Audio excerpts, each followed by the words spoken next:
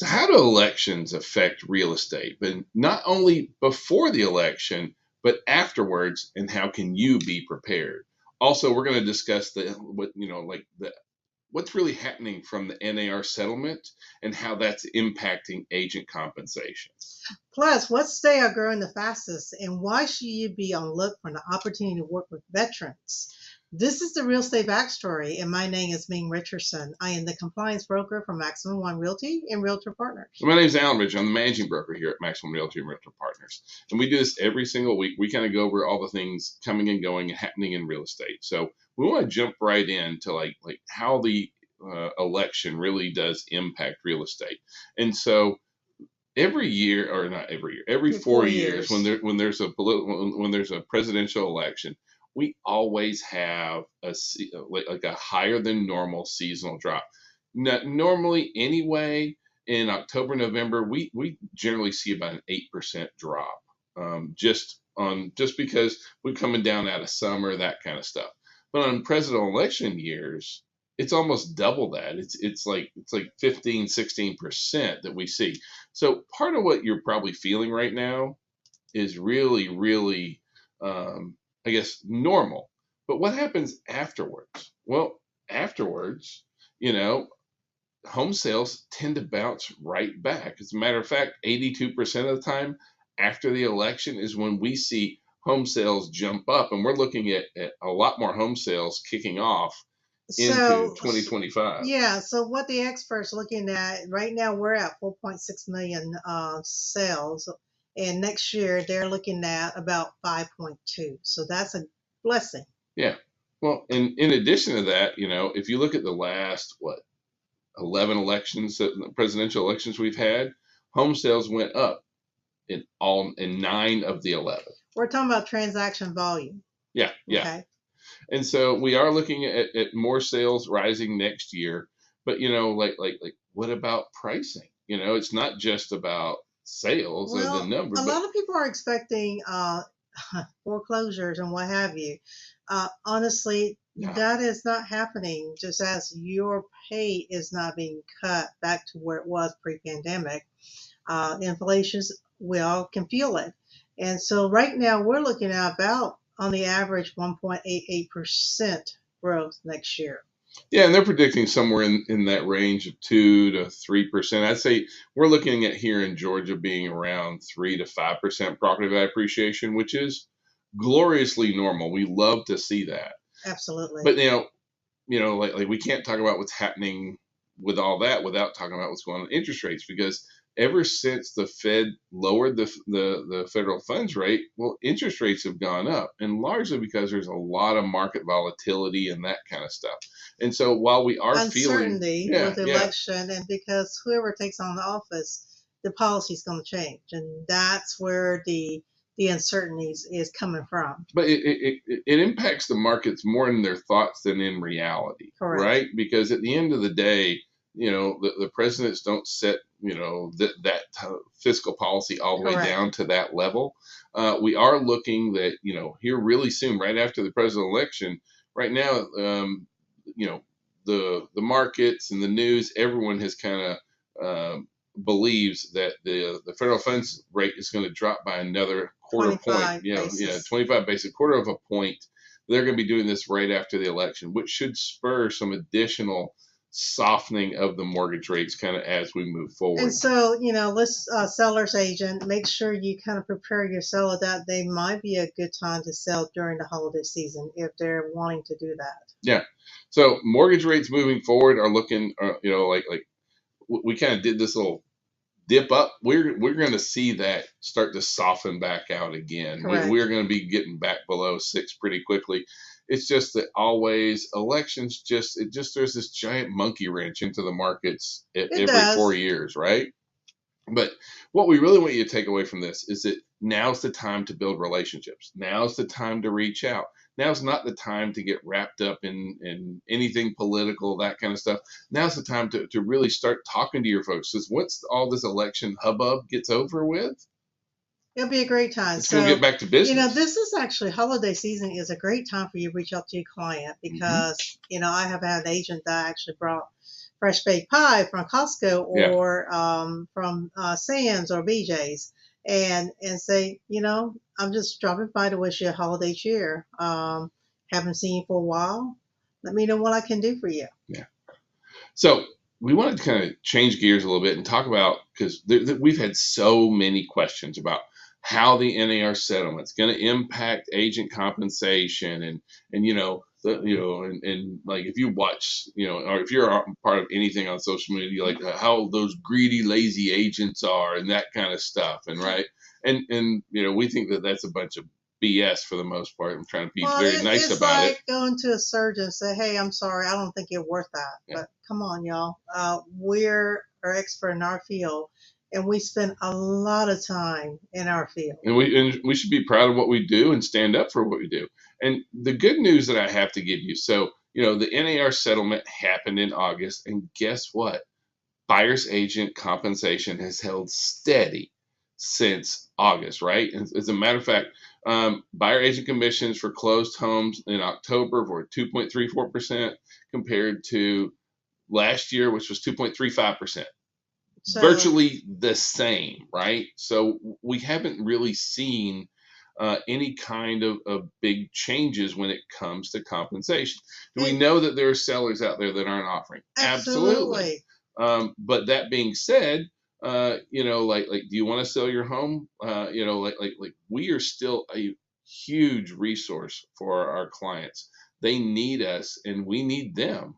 So, I mean, if we're really honest on, like compensation has been dropping for the last decade. In percentage wise. Yes, that's the But one. what the kicker is, as the house value increased, the dollar wise, we actually have increased. Yeah. So, a lot of folks like, oh, you can buy your house much cheaper, blah, blah, blah. But let me tell you something. That's not, if you're counting dollar per dollar, that's not true. Percentage wise, yes, because the house value has gone up tremendously. Yeah.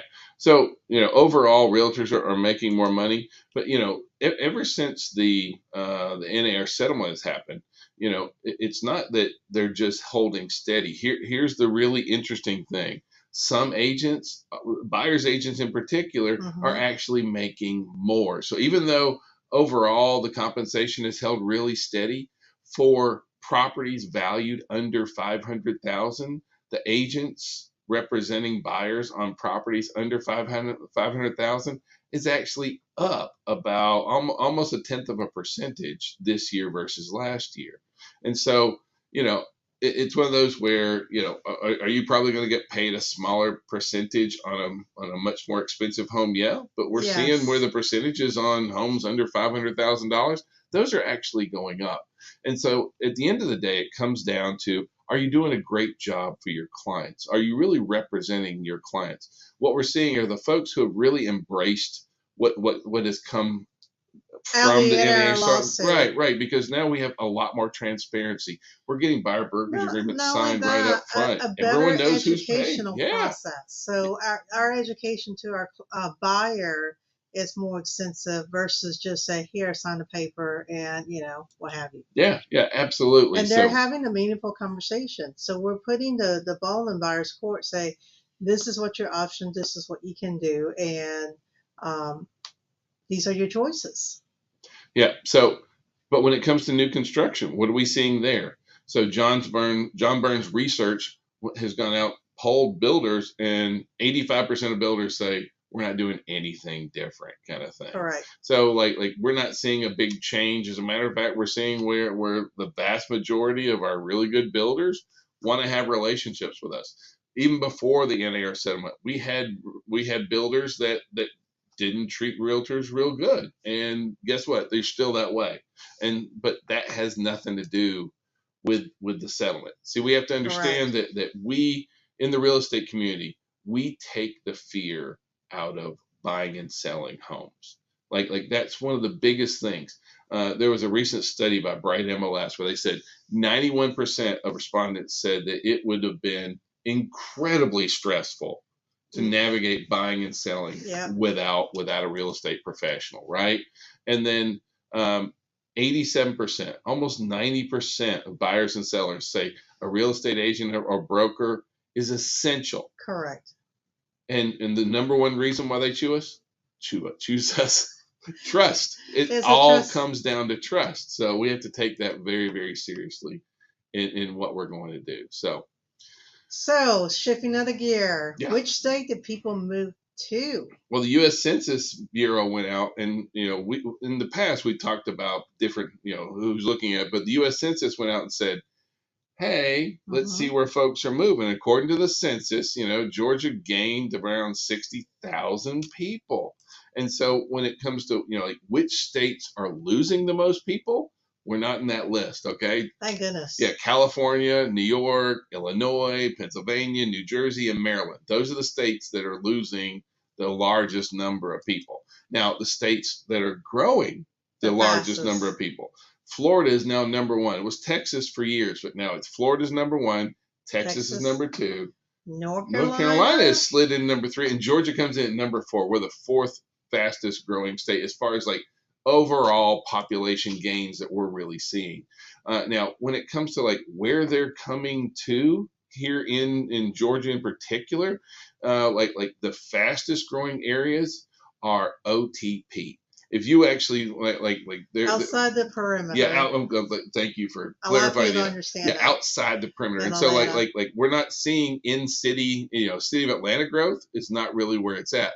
And all the counties that are outside the perimeter around Atlanta, that's where the greatest amount of growth is happening. Even now down in South Georgia, there's even some declines in South Georgia going on. But like if you just look at Atlanta and the counties around Atlanta, it looks like a big donut where all the growth is happening right there. It's in the burbs and in just a little bit outside of town, that kind of thing. So again, we came across some interesting news that we wanted to share with you guys, and that is the vast majority of renters, homeowners out there thinks that there needs to be rent caps on rental properties. Now, I find this one troubling because like we have rental property, but we don't like our rental properties like it's based on market rents. It's based on what things are going for. It's the value based of the on property. That. Because if you think about as the owner of those property, you do have expenses, legitimate expenses. Property tax raised every year. You have holding cost, and sometimes if you have a bad tenant, guess what? You're without any income. So that's all part of their equation. And if they can't make any money in that, then what's the point? Then they stop offering those properties out for rent. Correct. What they and the data really does suggest that even though almost like I think it's 80% or 82% overall of all Americans believe that rent caps are good, we do believe that they need to be smart and it needs to be market based. And I don't mean, I'm not about taking advantage of anyone, but like if you make it where a landlord can't afford to do it or is going to lose money, then they're not going to do it. Overall, economists know. Well, what it does is that so for example, Buckhead is one of the most expensive property here in Atlanta. So you put a rent cap in there, guess what? It's going to change the dynamics of that particular area. And will the value of a surrounding home perhaps decrease? Yes. Yeah. So you can't say we're going to put a cap on it. Doesn't matter where you are. I think the vision and a thought for cap is great. I understand it's affordability, but at the same time, there are folks paying good money for a certain school district and also neighborhood style living because that's they're able to afford it and they want to be there. But the reality of it is that rent caps means that there's a smaller supply of rental properties out there. Not only that, if you think about it, if I have a rent cap, do you think as a landlord I'm going to maintain it? No, I'm just going to let it run down because I can't afford it, financially cannot afford to maintain it. Yeah. Let's talk about veterans for just a quick minute here. Yay. Veterans make up almost like 17-18% of our market. So it's a pretty significant piece of our market. And so there was a recent study done which basically compared veterans' home buying attitudes and opinions versus civilians. Correct. And overall, veterans basically view the economy more optimistically than civilians do. And the reason that that's important here is that not only are they viewing the economy more optimistically, they're also more ready to buy than, as far as like which home buyers are ready to buy. Vets are more ready to buy than civilians are. And not only are they ready to buy, Their time frame is much shorter they're ready to buy when? today. So like, So so please, we need to be reaching out and engaging and talking to our veterans right now. I don't mean this in any way when I say target veteran sounds really, really bad. I don't mean it that way, but there's vets we just want you to know that that really group of needs, folks yeah. are really ready to buy, and they're able and willing. Yeah, exactly. So please get more real estate ideas, tips, tricks by watching, one of our masterminds. You'll see it listed down here below our videos, or you can catch any of our live CE trainings. You can find those at mx1training.com. Thank you very much. Have a great week, everybody. Have a great day.